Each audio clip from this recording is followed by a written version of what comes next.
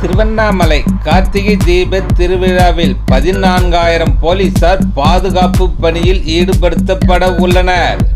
மாவட்ட கண்காணிப்பு அலுவலர் தீபக் ஜேக்கப் தகவல்.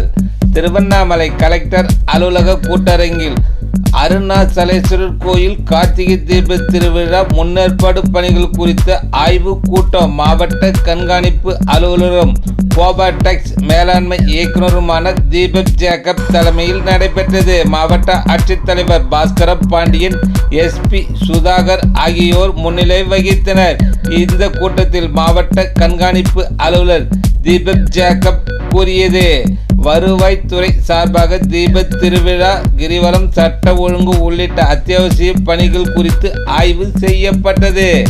இதில் காவல்துறை சார்பாக 14,000 போலீசார் பாதுகாப்பு பணியில் அமர்த்தப்பட உள்ளனர்.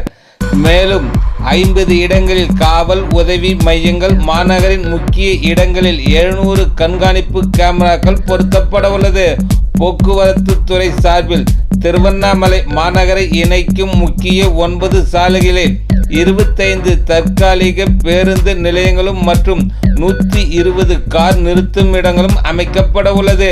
3,408 சிறப்பு பேருந்துகள் இயக்கப்பட உள்ளது என்றும், மருத்துவம் மற்றும் மக்கள் நல்வாழ்வுத்துறை சார்பாக 3 சிறப்பு மருத்துவ முகாம்களும், கோவில் வளாகத்தில் தற்காலிக பஸ் நிலையங்கள் மற்றும் கிரிவல பாதையில் 85 நடமாடும் மருத்துவ முகாம்கள் அமைக்கப்பட உள்ளது என்று தெரிவித்தார். குடிநீரில் குளோரின் கலப்பதை உறுதி செய்வதற்கு சுகாதார ஆய்வாளர்கள் நியமிக்கப்படுவார்கள் என்றும், குடிநீர், கழிவறை உள்ளிட்ட அடிப்படை வசதிகளை ஏற்படுத்தப்படும் என்றும் தெரிவித்தார். உணவு பாதுகாப்புத்துறை மூலம் பக்தர்களுக்கு வழங்கப்படும் அன்னதானம் தரமானதாக உள்ளதாக என்று கண்காணிக்கப்படும் என்று தெரிவித்தார். மேலும் மஞ்சப்பை பயன்படுத்துவதன் அவசியம் குறித்து விழிப்புணர்வு ஏற்படுத்த வேண்டும் என்று கூறினார்.